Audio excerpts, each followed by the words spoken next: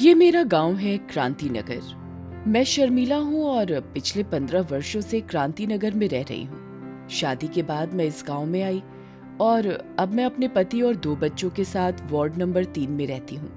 3 तरफ खेतों से घिरा हमारा गांव बहुत सुंदर है। इस गांव में रहने वाले अधिकांश लोग अपने खेतों में काम करते हैं।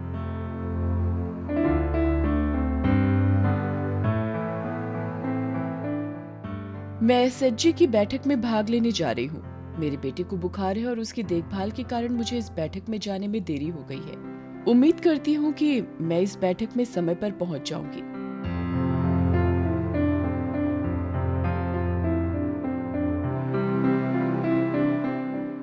रूमी, मैं कल से स्कूल नहीं जा पाऊंगी क्योंकि मेरी माहवारी शुरू हो गई है और तुम्हें तो पता ही है स्कूल का शौचालय भी ठीक नहीं है। हाँ मोती, मेरी क्लास की रीता भी अब से स्कूल नहीं जाएगी क्योंकि उसकी शादी होने वाली है। मुझे तुम दोनों की बहुत याद आएगी। ऐसा लगता है कि यहाँ किसी को तुरंत अस्पताल ले जाने की बेहद जरूरत है। मैं दूसरे सदस्यों से बात करके पता लगाती हूँ।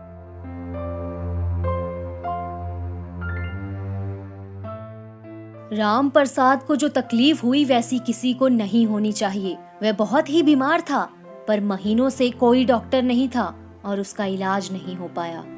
आते हुए मैंने देखा कि उसको जिला अस्पताल ले जाने के लिए परिवार वालों को कोई गाड़ी तक नहीं मिल रही थी।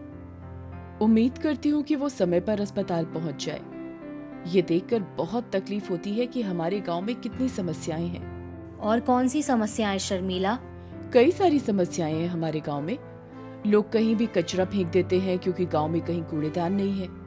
मैंने कुछ लड़कियों को ये कहते हुए सुना है कि स्कूल में शौचालय की सुविधा नहीं होने की वजह से वे स्कूल आना बंद कर देंगी।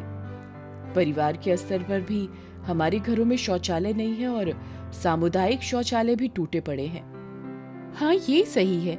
हमारे प्राथमिक स्वास्थ्य केंद्र में कोई अच्छा डॉक्टर या नर्स नहीं है। यहाँ तक कि मरीजों के लिए बिस्तर और दवाएं भी पर्याप्त नहीं है। हमारे मंदिरों और मस्जिदों में पानी की सुविधा नहीं है और इनके आसपास काफी गंदगी है। ये सब हम हर दिन देखते हैं, पर इन मुद्दों को लेकर हम कुछ नहीं करते। लेकिन रोशनी दीदी, इन मुद्दों को सुलझाने के लिए क्या किया जा सकता है? हमारे पंचायत में 2 अक्टूबर को ग्राम सभा होने वाली है। हमने जिन मुद्दों की पहचान की है उसकी सूची बना सकते हैं और ग्राम सभा में हम दूसरे लोगों के साथ इस पर बातचीत कर सकते हैं।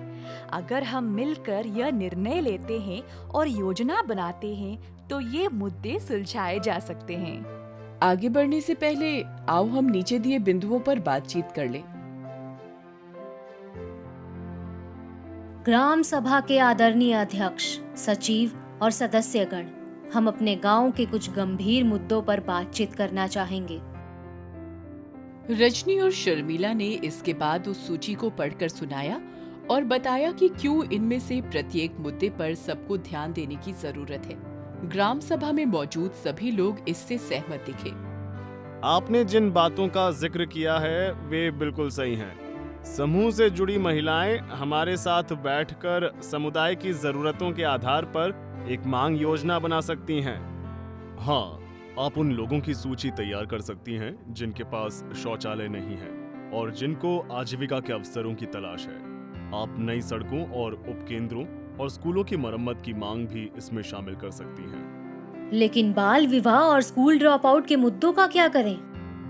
हम सामूहिक रूप से इन मुद्दों के कारण और उनको हल करने पर बातचीत कर सकते हैं। आप यह भी हमारे साथ साझा कर सकती हैं कि हम सभी से आपको किस तरह के सहयोग की अपेक्षा है। इसके लिए एक मांग योजना बनाएं और फिर हम अपनी अगली ग्राम सभा में इस पर चर्चा कर सकते हैं। आइए इस बात पर गौर करें कि अभी तक हमने क्या समझा है। ग्राम सभा के दौरान लिए गए निर्णयों के अनुसार सभी एसएचजी ने मांग योजना पर काम करना शुरू कर दिया। इस मांग योजना में समुदाय के सभी सदस्यों की हकदारी, आजीविका, संस्थान एवं संसाधन और सामाजिक मांगे शामिल हैं। सभी एसएचजी के द्वारा योजनाओं को तैयार किया गया और वीओ और जीपी स्तर पर इनको समेकित किया गया।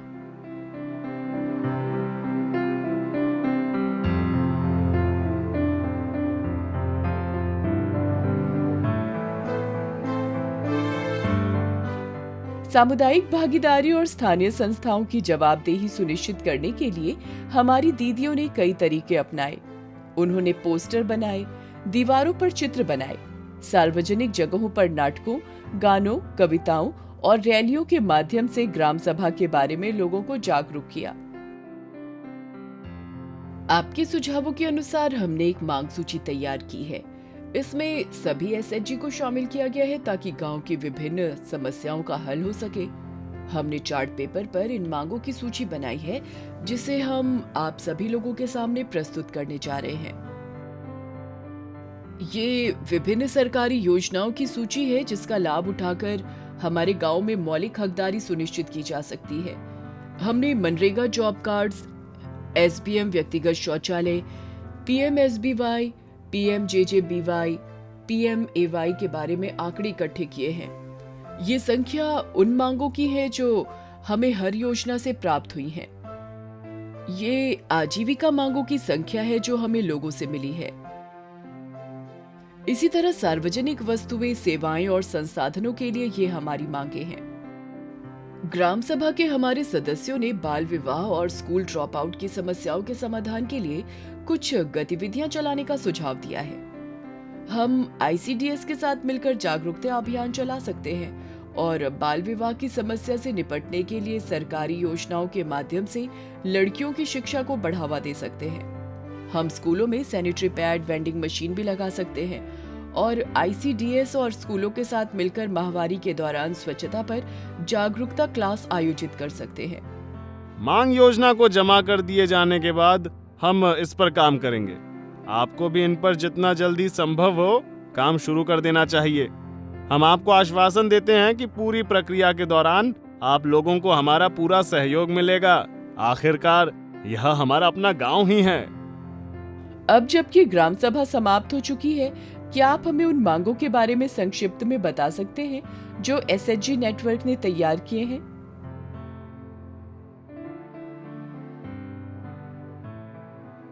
हमारी ग्राम सभा के आयोजन के 6 माह पूरे हो चुके हैं। आज हमारे क्रांति नगर गांव में 20 परिवारों को MGNEGS का प्रयोग करते हुए शौचालय के निर्माण की अनुमति मिली है। एक स्वास्थ्य उपकेंद्र तक जाने के लिए सड़क, एक पुलिया और नाली का निर्माण कार्य भी चल रहा है। एसएचजी नेटवर्क के सदस्यों को खेती के उपकरणों और बीज की खरीद के लिए सब्सिडी भी मिली है।